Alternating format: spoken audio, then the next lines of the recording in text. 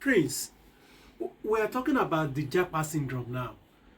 Do you know that everything that has an advantage has a disadvantage?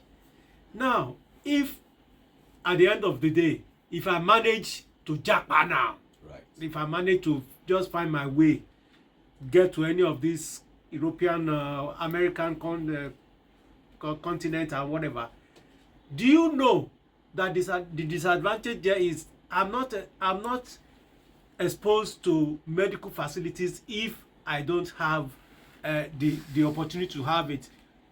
Why, if people know all this, that you are there, you don't have the place is not like you get there, you go into a chemist or pharmacy and buy anyhow, buy drug and people they will sell it to you. If you know that, why do you have to japa if you know you are not free? Can you let's look at that. So, Health. Gift. Yeah. I will tell you that there is the word, phrase you use, free. There is freedom. To be honest with you, there's freedom over there, more than even this our Nigeria. We know. Yes. Why we call it freedom is this: there's a freedom for you to do and to actualize your dreams, to get anything that you want to do, get it done, and you have a peace of mind. Take for instance, you have your work to do, you go to your work daily, or anytime you go to your work, you earn a living, you pay your taxes, you do everything according to, according to the rules and guidelines, and you feel free of, and not all your money is going back to the system. You have something for yourself as well. You're able to live a life where you are able to send either yourself or your family to school with.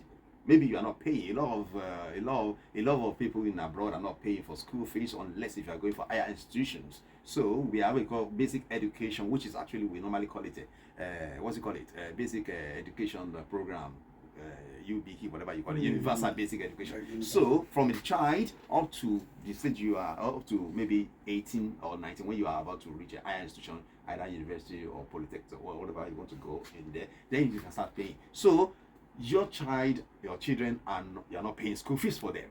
So, and you are looking after them. You are able to house them. So that's a kind of a life that it looks like a fulfilled life for yourself and your family. So it's a very bit of freedom where you are not living in fear. That's what I refer to as being freedom. The question you asked about when people come to do Japa, maybe we should also treat the state of Japa right now. A lot of people started this Japa just about a year ago, or let's say close to 2 years ago, when we are hearing about Japa syndrome. People sell their houses, they sell their properties, they sell what just they have. To make sure they are somewhere. Just somewhere where they've not been to, and they just want to move down there. And the fact is, ojú ṣe ń là sí gbogbo ìgbà. Wọ́n sì ń gbé gidi náà Nàìjíríà ń bí. Kò sí tó jẹ́ gbé gidi náà torí pé kí ni wọ́n ń gbé gidi náà fún kí ni. Security náà ni wípé wọ́n ní pé kán chẹ́ẹ̀kì àwọn tó wà nínú ọkọ̀, most especially àwọn ọmọ tí ń ṣe yahoo ní ìsìn àti gbogbo àwọn tó dàbí pé bóyá wọ́n lè fẹ́ jíyàn gbé. Tí ò jẹ́ kó a rí nǹkan báyẹn ni pé ní ọ̀dọ̀ tìyẹn lọ́dọ̀ tiwa tí ò jẹ́ ká rí nǹkan báyẹn ni pé ọlọ́pàá ń ṣiṣẹ́ bí iṣẹ́ ọlọ́pàá. Iṣẹ́ tí ọlọ́pàá ń ṣe ó ní pé kí ó mójútó pé òfin tó wà nílùú gbogbo wa à ń tẹ̀lé. So ọlọ́pàá ò ní béèrè nǹkan kan lọ́wọ́ anybody tí kò ṣe pé bóyá tó o bá fẹ́ wa mọ́tò tó o ní license tó fẹ́ fi wa mọ́tò kí wọ́n bá rí i pé o wa mọ́tò níwàkuwà ni. Tí o bá hùwà kan tí o bí yá o ṣe nǹkan sìn kéèyàn wá ní òfẹ́ máa ṣe gbọ̀nsẹ̀ lójú títì irú nǹkan kọ́mọ̀ táwọn máa ń ṣe níbà ní sọ títì àwọn èèwọ̀ tọ̀ títì ò lè tọ̀ sí títì ó gbọ́dọ̀ rí ẹ kó tọ̀ títì wàá gbẹ fáìn wàá gba fáìn wàá fáìn lójú ẹsẹ̀ ní wàá tẹ̀ ti rí kámẹ́rà ti gbé ẹ ó rí lẹ́tà ńlẹ̀. Perhaps we are looking for one of a kind, the cultural exhibitions around the world, all traveled and places. Stay tuned to my channel, KB Jojo Newsbox, where I intend to give you every vital information, updates, interesting places, places of interest, tourism, and about people, culture around the world. Stay tuned on this channel, we promise to give you more. It's kò sí kọ̀rọ̀ tí wọ́n lè tọ̀ sí láàrin. ò lè dúró kó tọ̀ lórí títì nílùú òyìnbó. So àwọn nǹkan yẹn ìtọ́lọ́pàá ń ṣe ni pé kí wọ́n rí i pé òfin ọlọ́pàá òfin bẹ́ẹ̀ ń tẹ̀lé èèyàn káàkiri àbí kó máa wá èèyàn káàkiri wọ́n ń wa ọkọ̀ tiwọn láti máa wé kálukú ń tẹ̀lé wọn, kò sí wàhálà kankan tẹ́ ẹ bá pè wọ́n lẹ́ máa rí wọn pé wọ́n ẹ fẹ́ rí wọn fún wọn kan bọ̀tàbí àfitẹ́ nìkan bá dáràn tó bá tẹ́jú òfin mọ́lẹ̀ so àpá ń gbé gidi náà yẹn kò lè sí tó tún wá fà á ni pé gẹ́gẹ́ bí mo sọ òfin àti ìlànà ìlú tó bá ti wà kálukú wọn máa tẹ̀lé kálukú ló ní ojúṣe láti tẹ̀lé lábẹ́ òfin torí pé kí ni bó ṣe wà náà nìyẹn kò ní sí pé bóyá ẹnìkan rí pé kò sírú òun ò lè tẹ̀lé òfin kan ó tẹ̀lé òfin ó kárí téèyàn bá jẹ́ ọba ìlú tó bá jẹ́ whoever tó bá jẹ́ ó ní láti tẹ̀lé òfin ni ìdí tá a fún máa rí tó máa ń gbé àwọn tó jẹ́ aláṣẹ wọn lẹ́yìn wá rí pé wọ́n ń gbé wọn sí ilé ẹjọ́ àbí tí wọ́n bá ṣe àṣàṣemọ́ṣe kan bóyá ó ṣe kankan bóbìnrin kan sùn lẹ́gbẹ́ nìkan sọ̀rọ̀ tí ò yẹ kó sọ ni ẹ̀ẹ́rì tí wọ́n máa sọ̀rọ̀ nípa ẹ̀ tí wọ́n dẹ̀ rí pé àwọn ọlọ́pàá ṣiṣẹ́ wọn láti pé bẹ́ẹ̀ ṣẹ̀ṣẹ̀ ní scandal wọ́n á rí pé wọ́n ṣiṣẹ́ wọn bẹ́ẹ̀ so àwọn nǹkan ẹ̀ ló fà á tí ò fi jẹ́ kí ẹ fi rí pé ọlọ́pàá ṣiṣẹ́ wọn déédéé wọ́n ṣe pẹ̀lú integrity pẹ̀lú pé ìwúyangàn láti pé iṣẹ́ àwọn ni àwọn ọlọ́pàá orílẹ̀-èdè náà lẹ́ ń ṣe ṣùgbọ́n ọ̀pọ̀lọpọ̀ àwọn nǹkan míì tí wọ́n tún wá ń ṣe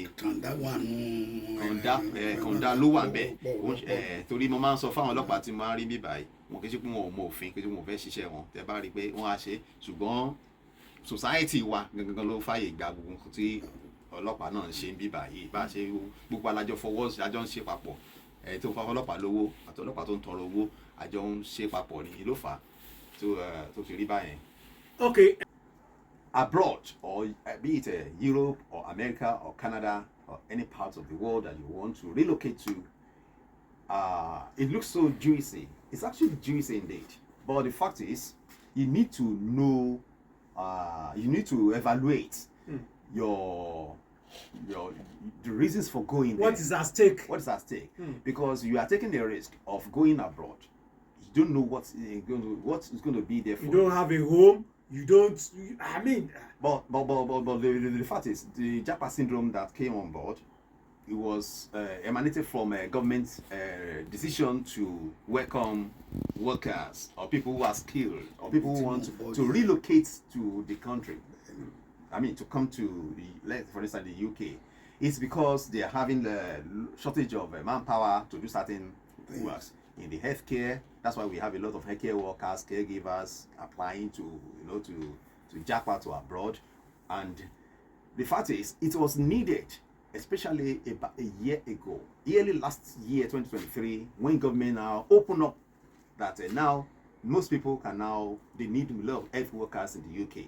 Now, a lot of people decide to use the opportunity, to leave their Nigerian job, to leave the job, get the money they have, sell their property, sell their land or house or something, and they get what they call a COS or a certificate of sponsorship, because this is part of the requirement for them to get the visa. So, and this process, government just announced that they need workers, and people, especially our Nigerian people, we are always smart at every opportunity. We don't, we don't slack at all. So a lot of people, some people actually are forming it. They now turn it into a kind of a syndicate to get money from people, and so that we can just send them to abroad. You want to travel to abroad? Okay, this is the requirements. Send money. Government actually asked that they need some people. A lot of people come from Nigeria. So many people come from Nigeria. So many people come from Zimbabwe. So many people come from India. But in the news, it is mostly Nigeria. As if Nigeria is the only ones doing Japa. In fact, if you mention Japa to Imbo, all over the world, they know what is the meaning of Japa. Japa is become, in fact, it should appear in the vocabulary now. I mean, the dictionary, because Japa is well known. Simply because anything, Nigeria, anything we do is always loud because we are big. Actually, we are one of the. A sọ̀rọ̀ kan pẹ̀lú èèyàn wa kan lánàá tó náà travel to Ṣẹ́ẹ̀dì. Àwa sọ̀rọ̀ afẹ́ dárúkọ lórí afẹ́fẹ́. Ibẹ̀ mo ti fẹ́ jẹ́ ká fojú wò. Wọ́n ní Nàìjíríà náà sì tún dá nínú àwọn ètò kan ju ìlú èbó lọ. Mo wá ní lọ́nà wo àwa jọ bẹ̀rẹ̀ nípa oúnjẹ, nǹkan mímu, bóyá ẹlẹ́rìn dòdò ni àbí ògbóǹs àbí whisky àbí gbogbo ẹ̀ àbí bíà. Ẹni ẹ wá ń jẹ́ kí n mọ̀ wípé gbogbo àwọn nǹkan tá à ń fojú wò pé bóyá ó cheap lọ́hùn yẹn wípé tó bá convert ẹ̀ sí náírà ń bí wípé ó bẹ́tà kéèyàn kúkú rà ń bí. mo wá ní màá bí yín léèrè èló ni wọ́n ń taṣu ní London sà. iṣu lẹ bèrè ẹ ọ̀rọ̀ wíṣíkì lẹ sọ. ẹ jẹ́ mo fẹ́ mú lẹ́yọ̀ kọ̀ọ̀kan ok ká bẹ̀rẹ̀ lórí wíṣíkì. tó bá yẹ lórí wíṣíkì àbí nǹkan mímu. nǹkan mímu ẹ jẹ́ ká bẹ̀rẹ̀ lórí ẹ̀. ó dáa kò wọ́n ní bíbá yìí o kò wọ́n ní Nàìjíríà tàwa yìí o iye tí wọ́n ń tà níbẹ̀ yẹn náà ṣe rí control wà lórí gbogbo àwọn iye price ní tí wọ́n máa ń ta nǹkan general price the average price wà take for instance ẹ bá bẹ́ẹ̀ ra jẹ ká má dárúkọ ilé ọtí kankan ṣùgbọ́n gbogbo náà sọ ìgbọ́n náà wíṣkì náà ni bí a 20 pound lẹ fẹ́ rà ẹ mọ̀ pé ìgò kan 20 pound lẹ rà tó tóbi tó normal medium size báyìí tẹ̀ rà mi ìfẹ́ dárúkọ tó pọ̀ lóríṣiríṣi báyìí ká má bàa gbà polówó ọjà wọn now tẹ́ bá ra 20 pound bí tẹ́ bá wo iye owó ẹ̀ nílé tẹ́ bá fẹ́ ra rú ẹ̀ ní bíbá yìí ó máa dábìí owó ìlàjì iye tó jẹ́ ẹ̀ tẹ́ bá ti change owó yẹn sí náírà bí ìlàjì ẹ̀ ni àbí kó má tó bẹ́ẹ̀ ó cheap ní Nàìjíríà ní náírà ó wọ́n tàbá wò pẹ̀lú weight bí owó wa ṣe rí tẹ́ bá fẹ́ ra wine tó ní bẹ́ẹ̀ red wine kékeré kan ni o tẹ́ fẹ́ rà ní mílíọ̀nù bí £5 £6 lè fẹ́ rà tẹ́ bá ra wine ìgbà tí wọ́n tara wine ìgò bí àwọn wine bí. a máa ní dárúkọ ẹ 1,002 bí 1,002 yẹn o tó £1. àbí. àwọn sì rà ní £6 lọ́hùn yẹn ó sì wà wọ́n bó ṣe rí ó wọ́n so ẹ fi yé yín ẹ rí bó ṣe rí yẹn. iṣu ńkọ́. iṣu gold lẹ́sàn yẹn o ẹ tó fẹ́ jẹṣu lórí. àwa sì ń jẹṣu ní Bódìjà ẹnu gbàtẹ́yìn kan dé èyí ló lẹ́ra ṣu inú yẹn máa dùn ní iṣu òṣìṣẹ́ kọ́ lọ. kò ṣeé kó lọ torí wúwo ṣé tí a bá fẹ́ ra aṣọ kan lọ́hùn yẹn iṣu bíi tó dúró lọ́wọ́ díẹ̀ tó ní wéètì kékeré báyìí ní àbí 2 kg àbí 1+ kg or 2 kg báyìí ẹyọkan báyìí ẹ máa mú bí i £7 dání £7 náà sì ó lọ bí 18,000 naira fún ilé iṣu ẹyọkan tó jẹ nù tẹ bá fẹ́ ra mẹ́ta tó tóbi dára. kí bá la wá ń jápa sí. ṣe ní jápa yìí. ó kù kan wọ́n ní uber náà wípé tẹ́ ẹ bá gbé uber ní ọ̀hún bíi wípé ẹjọ́ ẹ gbé mi láti airport dé wọ́n níyẹn lè pààyàn. ẹ lè owó ńlá ni o wọ́n lè charge yín £200 wọ́n lè charge yín £70 tó bá jẹ́ London UK lẹ́wà ẹ fẹ́ wọ any plan because láti airport kan dé ìlú gan nínú London náà ló wà ṣùgbọ́n London náà tóbi díẹ̀ ó dàbí irú àdúgbò tá a wà yìí lásìkò níbi tá a wà yìí ká sọ pé a fẹ́ lọ sí irú ọjà àbá ó jìnnà jù báyẹn lọ ó ṣe rí ẹ̀sán 2 hours 3 hours àpè náà bí 1 hour plus 1 hour sí center of London náà so ó lè wọ́n á charge tó bí oye £70 or £60 ó depend lórí tẹ́ bá gbé ọkọ̀ tẹ́ bá gbé bí Uber ni or ní private tó jẹ́ private àwọn ará ilé náà ń gbọ́ báyìí. so kìíní iye tó máa ń possible tó máa charge nìyẹn láti wọ anywhere tó bá wá fẹ́ lọ outside London tó jìnnà gangan ó máa fẹ́ pé yín kẹ́ wọ train ẹ máa fẹ́ gbé train lọ because there's a lot of transport system very effective transport system tó ń work trains pọ̀ rẹpẹtẹ so public buses wà rẹpẹtẹ tó tún wà relatively cheaper but ó máa slow torí every stop tó yẹ kó dúró ló máa ti dúró as bí ó ṣe wà náà ní all over the world náà nìyẹn ó dàbí bus táwa náà ní Ọ̀yọ́ state bíbá yìí tó ń gbé àwọn èèyàn káàkiri challenge dé TCTC nìkan PT wọ́n pè bíbá pay center so ó wá pọ̀ rẹpẹtẹ so tó ń ṣiṣẹ́ dáadáa lọ́yọ̀ state wa ń bí ó yẹ kó pọ̀ jù báyìí lọ a bá fẹ́ lọ sí area yẹn ká bá wọn sọ̀rọ̀ bó ṣe jẹ́ nìyẹn so nǹkan tàbá àwọn kan wà tó wọ́n báwọn kan náà wà tó cheap lọ́hùn yẹn tó wọ́n bí. bí aṣọ wa ò fi bẹ́ẹ̀ wọ́n lọ títí ṣùgbọ́n. ẹyin ńkọ́. ẹyin ẹ jẹ́ lọ bẹ̀. ẹ jẹ́ ká lọ bẹ̀ ẹyin tó. bí ẹyin bíi fúdù bíi pòlítì bíi titus ẹ mọ kíní tá a máa ń jẹ sandine kankan yẹn lọ́dọ̀ wa ebi ò lè pààyàn tí máa ní £5 lọ́wọ́ £10 lọ́wọ́ máa jẹun lọ́sẹ̀ kan máa yó ojú mi ó máa dán ẹ jẹ́ ń ṣe fún yín pẹ̀lú £10. yín tó fi yàtọ̀ sí bíbá ẹ̀ tún nìyẹn àwọn nǹkan tẹ́ ẹ̀ jẹ tẹ́ ẹ̀ mọ̀ mú tẹ́ ẹ̀ fi ní ronú pé ẹ fẹ́ lọ dáràn ó wà pẹ̀lú owó kékeré tó bá ti mọ̀ wọn ara ẹ̀ yín tó fi yàtọ̀ nìyẹn.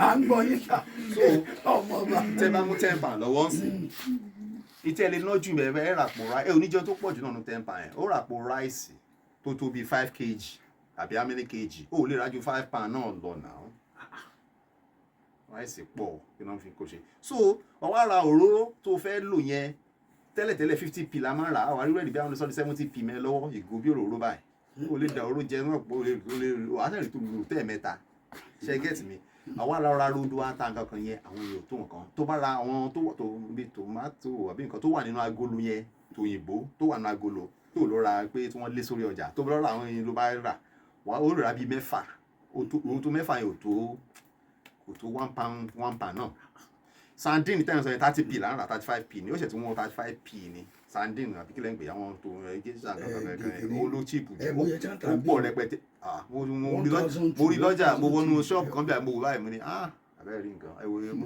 so àwọn nǹkan yẹn tẹ́ bá sí jọ mọ́ra wọn ó rọ̀ oúnjẹ sínú ilé wàá dẹ̀ ra kírètì ẹyin kan ní £1.20 ọwọ́ àti wọ́n jọ àárẹ̀ bí wàá tó dàgbé 3,600 4,000 ní ń ta kírètì ẹyin kan ní lọ́dọ̀ wa ń sọ. ẹyin wa ọ̀pọ̀ tó ní àṣẹ tó pọ̀ jù nípa alẹ́ díẹ̀ àṣìṣe àgbẹ̀ so ìyẹn ló fà á oúnjẹ ò pọ̀ bọ́ lọ́dọ̀ tí wọ́n oúnjẹ kò jẹ pọ̀ oúnjẹ náà fi mú kálukú mọ́lẹ̀ tó bá jápa ó fẹ́ lọ jẹun dáadáa ó fọkàn balẹ̀ bẹ́ẹ̀ ni onílé dáràn tó bá ti jẹun kánú torí onílé jalè ṣùgbọ́n ó wà wá tó ṣe tó fi lè rí owó ṣẹ́rí ọ̀pọ̀lọpọ̀ tó wà affect wa lórí Japa pọ̀ nísìnyí lot of people tó wà ní Japa ń sìn wọ́n ń fèsì wàhálà lọ́wọ́ lórí Japa nílùú òyìnbó ń sìn torí àwọn tí mo sọ lẹ́ẹ̀kan tí wọ́n gbé wọn wọlé tí wọ́n gbówó lọ́wọ́ wọn tí wọ́n ṣe bí syndicate tí ẹ pé wọ́n fún wọn ní visa ni o àbí wọ́n fún wọn ní COS ni o wọ́n gbà lọ́wọ́ ìjọba náà ni ṣùgbọ́n ìjọba rí pé àwọn ṣe mistake pé àwọn òfin lànà ẹlẹ̀ tó pé àwọn oníkọ́ máa irú àwọn nínú healthcare wọ́n ní àwọn tó pè ní CQC kan tó ẹ gbọ́dọ̀ wà monitor àwọn oní agency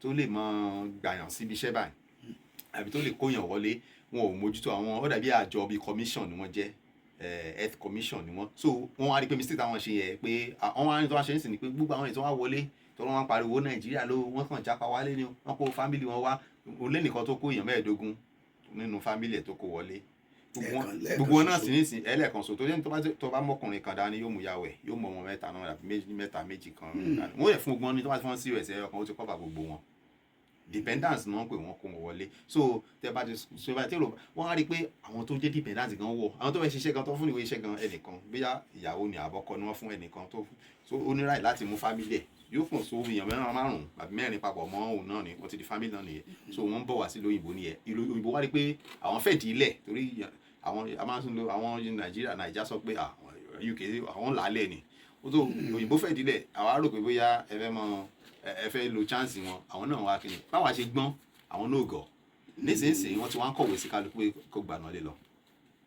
A lot of Japa people now a whole lot of them are actually in problems over there because they are unable to continue work because the agency tó gbé wọn wá òun ò níwèé àṣẹ láti pé kí wọn wọlé wọ́n kàn gba ìwé pé kàn fún wọn ní visa ni wọn ò ríṣẹ́ fún wọn so ìlànà tó ń fílẹ̀ ni pé kí agency tó wà supervise dáadáa kó gba àwọn èèyàn wọlé kó dẹ̀ fún wọn ní owó oṣù kan kó dẹ̀ gbalé fún wọn kó dẹ̀ bẹ̀rẹ̀ iṣẹ́ ìyẹn ni pé ìjọba sọ pé orúkọ àwọn iléeṣẹ́ àwọn bíi bóyá bíi iléeṣẹ́ bíi ilé ìwòsàn tó ti ń tọ́jú àwọn èèyàn ni o ìtọ́jú arúgbó ni o home care ni o home ni o things like that wọ́n fẹ́ kí wọ́n lọ ṣiṣẹ́ ń bẹ̀ wọ́n ní pé àwọn ètò òṣìṣẹ́ ń bẹ̀ ẹ kó wọn wá ẹ dẹ̀ gbalé fún wọn sílẹ̀ ẹ rí i pé wọn ò sanwó visa lẹ́yìn visa fi tí ilé home office lọ́hùn tó ń charge ojú 2,300 lọ ní orí applicant kan so but wọ́n ń gba 14,000 15,000 pounds lọ́wọ́ àwọn èèyàn níbí lọ́tọ̀ owó làwọn èèyàn ta ilé tọ̀nà gidi kan tó di Japa ṣùgbọ́n àwọn tó ń kówó yẹn fún àwọn tó ń ṣe business ẹ̀ ni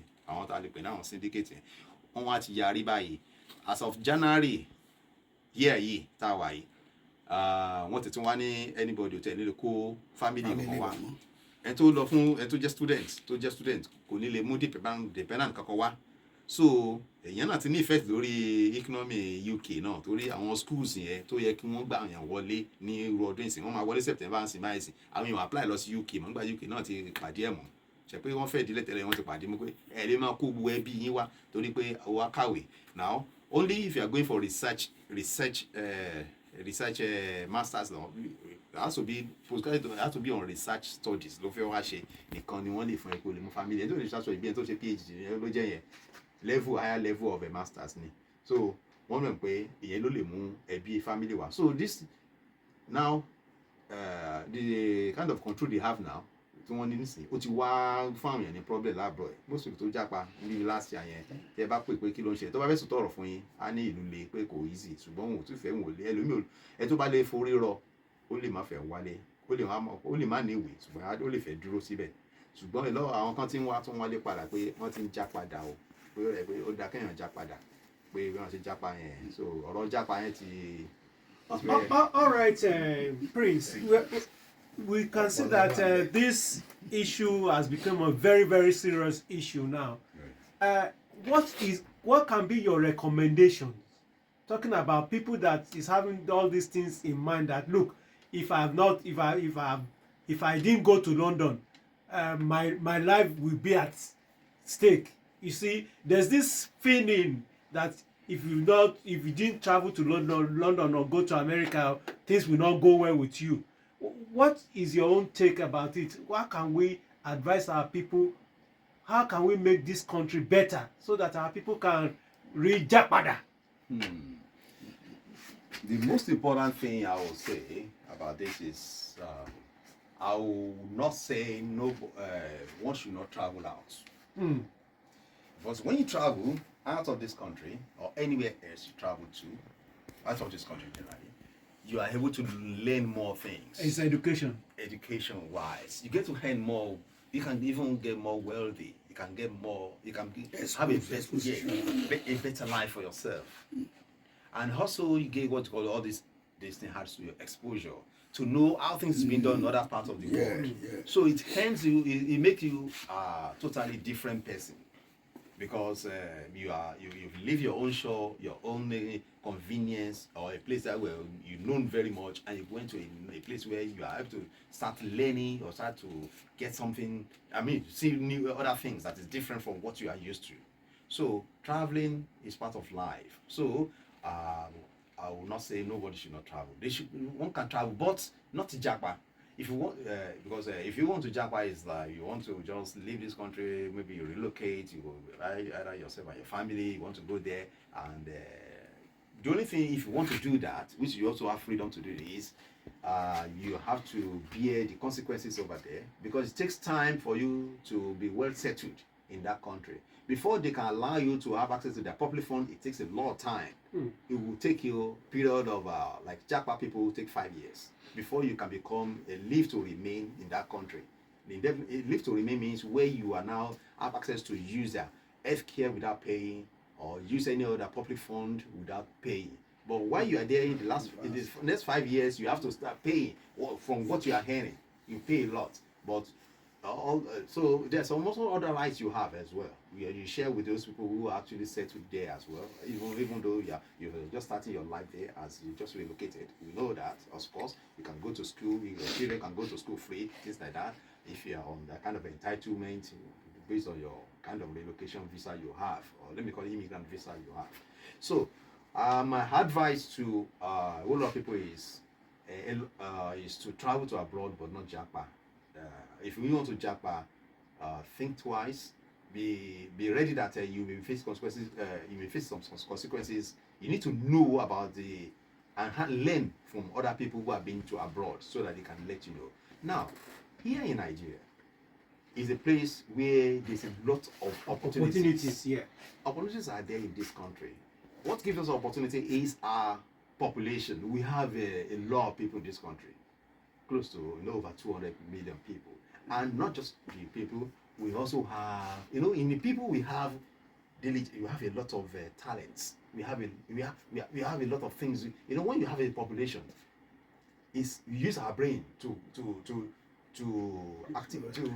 discover things, maybe to innovate, or to invent things, or to do certain things in this country. Either to work or to start a skill job, things like that. We have a lot of diversities in terms of that. Then secondly is our resources. We have a lot of resources. God bless us with the natural resources, which is a whole lot of abundant resources we have, which is actually under supervision of government as well. Then we have the natural one coming up, maybe the rain, good land for agriculture, to make businesses. We also have so many businesses that we can do in terms of maybe e-commerce or commercial, any commercial businesses we can do. We have a lot of things. Now, what we need to do in this country is, as young people, let me refer to certain people or people, maybe young people starting from the age of 18 to 30, which I'll refer to a very productive age. Once we are either we are in school or we are outside school, we should always learn certain skills that we are going to give us a better future. Now, take for instance, if you are even schooling, you can learn how to do photography. You can learn how to do maybe phone repair, IT. You can even start learning about IT, so many things. You can even if you like, you have the time, learn about building works as well.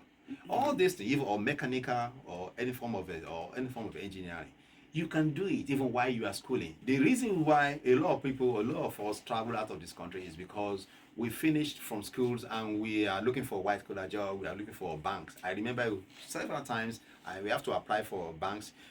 Before I travel, they will always tell us that you must be below 27, you must not have married or something like that. A lot of conditions then before you can know all this kind of things. Like we are looking for a white collar, we want to be in an office, things like that. We want to be before we now find out but while I was schooling, I was already doing the media. Anyway, I've been learning about videography. I learned this from Foko Ibadan. So I did while I was schooling as a student. I was even learning what I can become in future. And immediately I finished school, I continued doing my videography job, and then I entered into radio and TV station here in Ibadan here, and I did that before I travel out. So I've gained certain skills, which is still helping me. Even I presently working, they know me as a media, people call it media because in the UK and Europe, I am the acting chairman of Nigerian Union of Journalists. So in that capacity of my experience and my dealing with a lot of people, it's the skills that I have from this country that is actually I'm using over there even till now. And I do other jobs as well, consulting job as well. Now, the advice is learn skills and also look for opportunities and don't be lazy at all. And there's something that's lacking among young people is you need to be very proactive. Think ahead of what's going to happen. Think about yourself and never lose hope. And there's this habit of people begging for maybe for money or favor. You don't need to beg for any favor. What you need to do is whatever you can learn, either you have sponsor or you don't have, try and put yourself into it. You can beg people to, please, can you train me? Can you teach me how I can do this? How, it's just like how I can fish, not like you give me the fish. So people should be humble to learn while they are young and learn certain skills that will enhance. It's going to be help them in the future. So those are the advice I can give to young people, and also believe in yourself, believe in your ability that you can achieve. Even in this country, you can achieve. Then also speak up to our so-called people in government who are meant to be responsible for the well-being and welfare of our people in this country as well. You can speak up and also do legitimately to challenge them in legitimate ways. ẹ rí i pé ọmọọba ládìgbòlù Lashley láti bá sọ̀rọ̀ látàárọ̀ níkànnì 103.3 FM ìkànnì aláṣìlá ń bí tá a wà yìí. Ẹ dákun, mo fẹ́ béèrè ìbéèrè kan bóyá àwọn nǹkan kan wà ń bí bẹ́ẹ̀ mi ṣe ń digress ní gift ń lọ báyìí lájọ ń lọ báyìí káwọn ará ilé lè mọ bọ́ọ̀hún ṣe rí yàtọ̀ síbí. Ẹ dákun, ṣé wọ́n máa ń pín bíìlì NEPA lọ́hùn bíi bíìlì iná wípé bíìlì yín lóṣù ire o, owó ná ṣé wọ́n mú bíìlì wá fún yín abẹ́ tí ẹ̀ ń sanwó ná gan lọ́hùn. Sanwó náà wọ́n mú bíìlì wá o. Wọ́n mú bíìlì wá. Ẹ̀rẹ̀ ń pín san o. Ẹ̀jọ̀ pín san ni tí wọ́n pé inú ilé kan ni bíìlì bá wá, èyí tẹ́ bá ń gbé bẹ́ẹ̀ ẹ ti jọ lájọsọ pé iye báyìí ni bíìlì wa o. Gáàsì wa tó bá mú wá, iná nìkan kọ́, ẹ lo gáàsì o. Tẹ̀kú ló tutù lẹ́wà, ẹ fi gáàsì, ẹ fi heat inú ilé o. Ẹ fi gáàsì dáná oúnjẹ o. Kò sí igi gẹ̀ẹ́dú, kò sí igi ìdáná. Ayé àtijọ́ ló ti wà. Ò lè rí igi ìdáná, ó fẹ́ rú.